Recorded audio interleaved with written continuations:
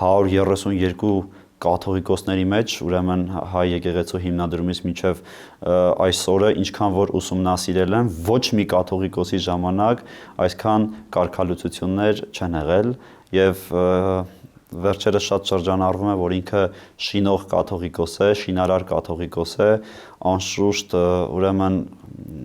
շենքերի կառուցման կամ եկեղեցիների կառուցման հետ կապված կարող ենք ասել, որ շատ ուրեմն կառուցել է, բայց մյուս կողմից էլ իսկապես շինարարել է այս եկեղեցին։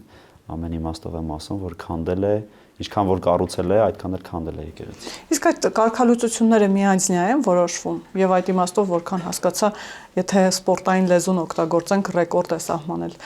կաթողիկոսը։ Այո, միանձնյա է, որովհետև տեսեք, առհասարակ եկեղեցին ղեկավարվում է կամ առաջնորդվում է կանոնադրությամբ,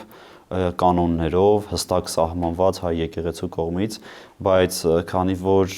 այս կաթողիկոսը ինքը արհամարել է հայ եկեղեցու կանոնադրությունը եւ իր համար